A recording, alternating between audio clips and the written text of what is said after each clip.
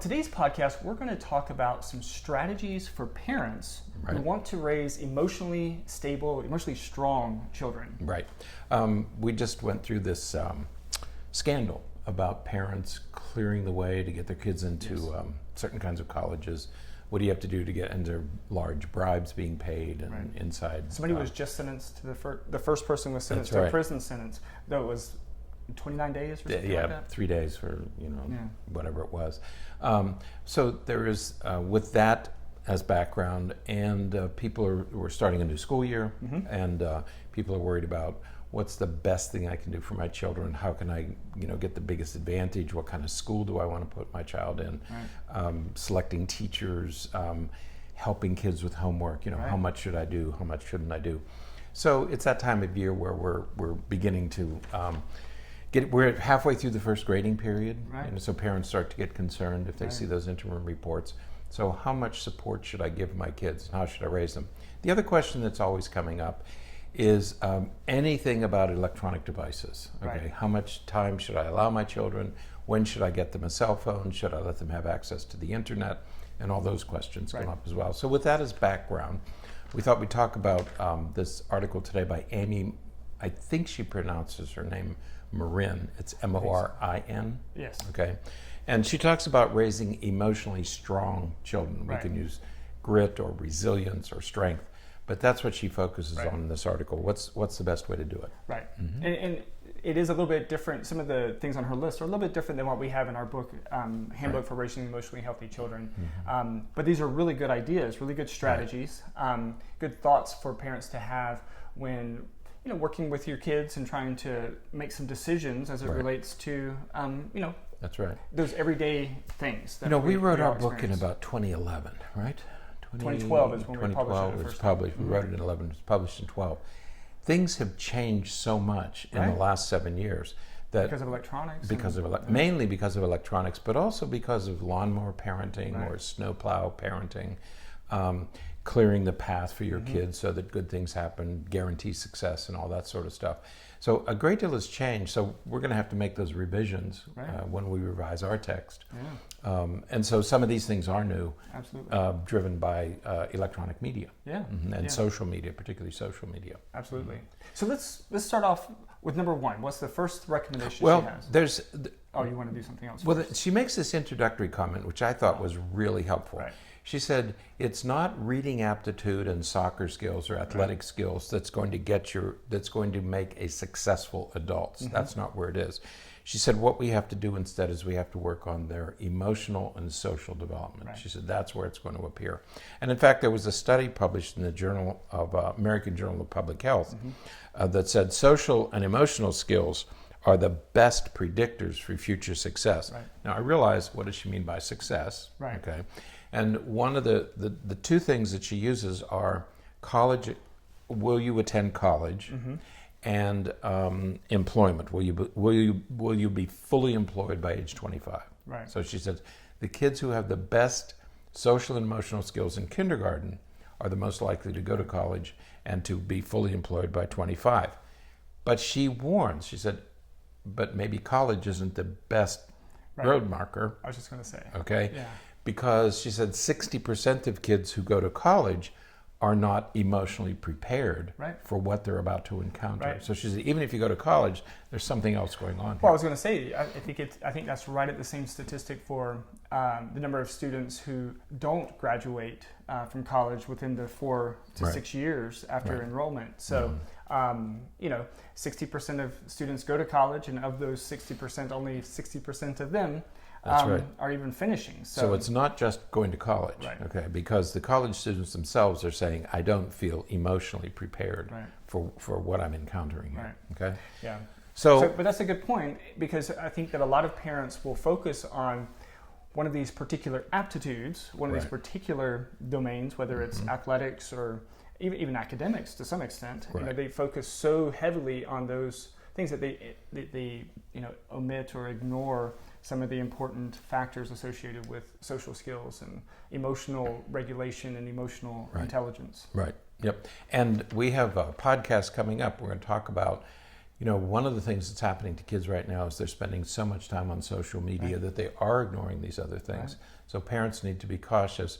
We're not going to spend too much time talking about electronics today, but we are going to be discussing that probably 2 or 3 weeks from now about the role that electronics plays in this. Yeah, absolutely. So on to this list of 5. Yes, the 5 things. 5 things that that parents can use to teach these skills. Right. And the first one? Validating their feelings. That's right. They must have their feelings. We've talked about this on previous podcasts. The first thing we have to do is validate their feelings. Yes, we have to acknowledge 2 things. Number one, we have to acknowledge there are a range of feelings. Right. And so we have to acknowledge all of them. And we have to teach kids how to label their feelings accurately. Right. Yeah, I think that, what was it, like a year and a half ago or so, we did a podcast on the movie Inside Out. Right. And we talked about emotions, and we talked about the fact that, we label some emotions as good emotions and some emotions as bad emotions. But really all emotions are important. And so it's really critical that we teach our kids how to recognize whatever emotion it is that they're experiencing and what that emotion means and how they manage that emotion, because too much sadness can be just as challenging for someone to deal with as too much excitement, too much happiness, because that can get you in just as much trouble as too much sadness can. Exactly. But we have to, one of the things I liked about that movie is that it had all the emotions, for that age group.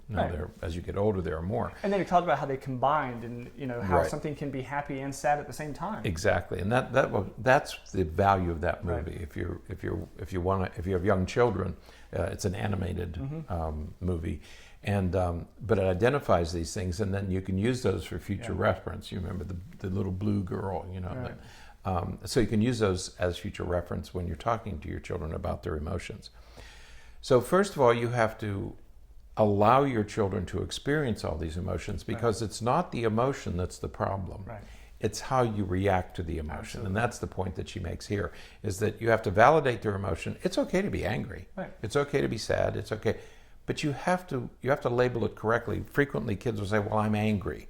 They won't use that word, but that's what they're saying. Yeah. I'm angry. Well, you're really not angry. Your feelings were hurt. Right. Okay? So first of all, you label it correctly. But the second thing you teach is, what do you do about it? Right. So the first thing is you validate their feelings, and the second thing is you've got to teach them, you have to coach them in how to manage these emotions. Right.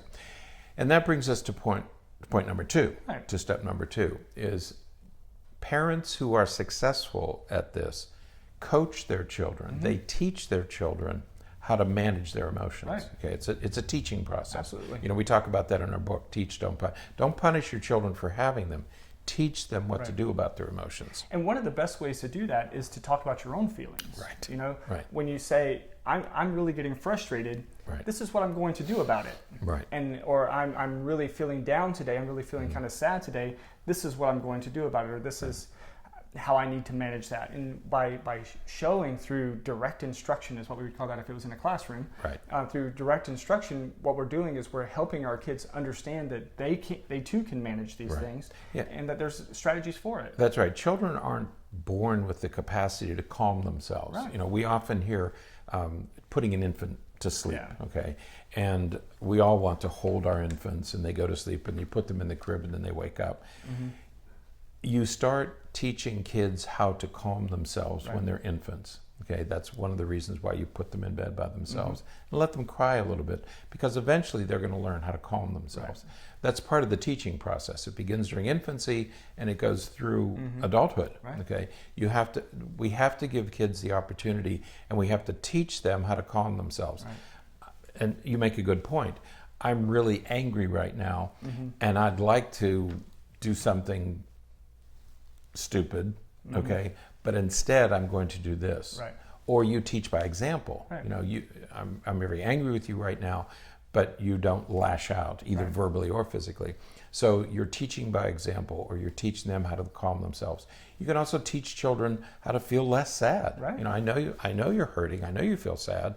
here, let's try this, let's do this, these are things that you can do. So you're teaching your children at every developmental stage, you're teaching your children how to manage their emotions. Absolutely. Okay? Yeah. Now the third step is another one that we've talked about many times before, and that is that parents who raise emotionally strong children, allow them to make mistakes. Please allow your children to make mistakes. We just talked about that last week. When do you rescue and when do you let them risk failure? Sometimes you have to let them fail. Sometimes kids have to fall. They have to scrape their knees. They have to bump their head. They have to get cuts and scrapes and bruises. Mm-hmm. They have to make mistakes. Sometimes they have to fail. Right. I forgot my soccer cleats. I forgot my gym shorts. Okay, that's not a parent's problem to solve. Right. That is a low catastrophe lesson. Okay, nothing catastrophic is going to happen if your child forgets her gym clothes one day, or forgets her homework, or forgets to do an assignment. If you're dealing with an elementary, middle school, even a high school age child, don't rescue them. Allow them to experience those mistakes, and they will learn how to deal with them. If they're raised through elementary and middle school, and you protect them from making it, eventually they're going to encounter a mistake. They're not going to have the capacity because they never had the opportunity to learn how to manage their mistakes. Absolutely. Now, the next component of parenting for raising emotionally strong children is problem solving with our kids. Right. We always, again, this kind of relates again to saving kids a little bit. We tend to, let me just do that for you, or parents will just solve the problem for their kids. Whether it's one of the things that comes to my mind when I think of this approach is science fair.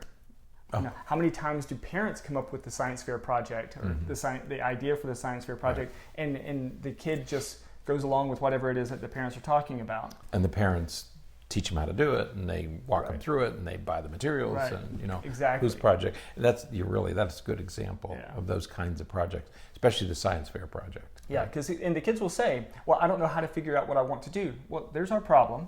Let's figure out how do we solve that problem. We can solve that problem by looking at websites for science fair project ideas, or we can solve that problem by doing this or that. That's right. So there's lots of ways to teach them how to manage that, because as you said, by the time they get in high school or college, they're going to be presented with those issues, those kinds of challenges, and they have to have the skills to manage it. Right. So we say on the one hand, let them make mistakes, but we're not asking you to throw them in the deep end of the pool. We're saying teach them, work together to solve their problems. Ross Greene has a whole book devoted to this, collaborative problem solving, where you actually work with your children to teach them how to solve problems, not solve the problems for them. So first of all, they have to encounter challenges. That's number 3, let them make mistakes. But then you help them and you problem solve together. One of the things I like to do with kids who are misbehaving is say, what do we do about this? Let them decide. Absolutely. Then it's theirs. You hand it back to them and say, well, you decided that if you broke this rule, if you made this mistake, that this would be your consequence. That's theirs. Then they own that. Okay, you're not imposing it on them. They're accepting responsibility, and they learn how to accept their own responsibility. Absolutely.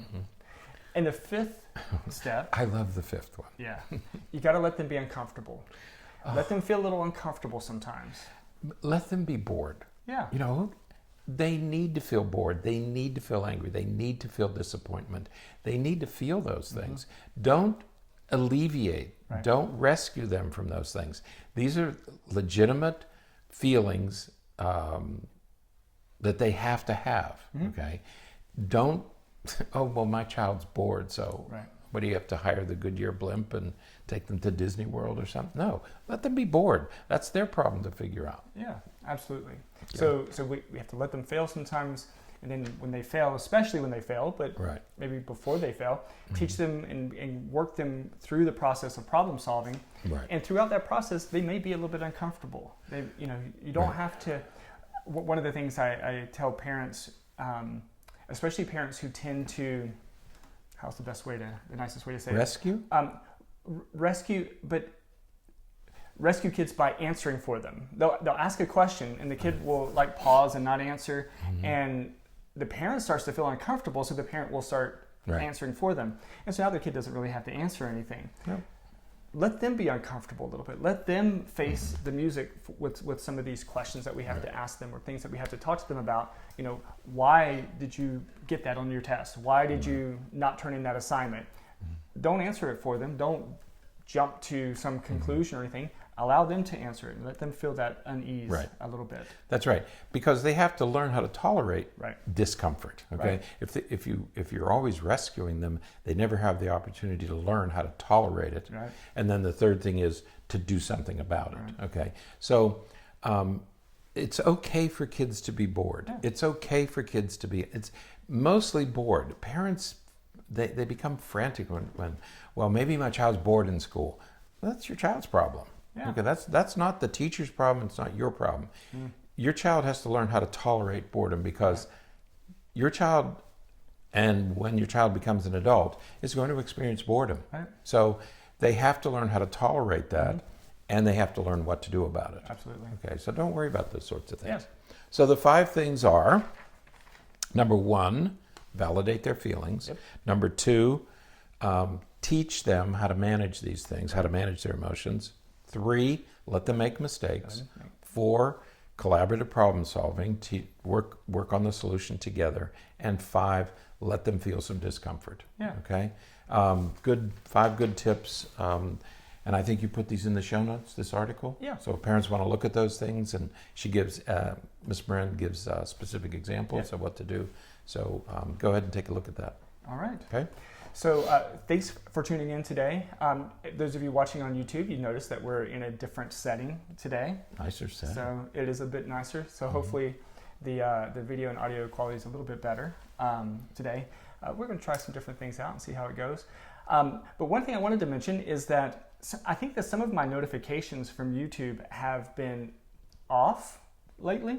And so I'm just starting to get, I don't know, sometimes things like that happen, I think. But I've been getting a lot of notifications for messages and comments that people have been leaving on YouTube. So we're getting to those. If you made a comment, I don't know how long it's not been giving me the updates. Oh, so, I see what you're saying. So, but I'm getting them now, and so we're going to be going back and we'll respond to all of your comments. We really appreciate those of you who have been watching the show, the podcast, and we will be responding so that, because there's been a lot of questions, a lot of really good questions. So we'll get to that. We're not neglecting. We just didn't know. Right. So, all right. Well, then that is it for today. Until next time, stay happy, stay healthy, and forget to be afraid.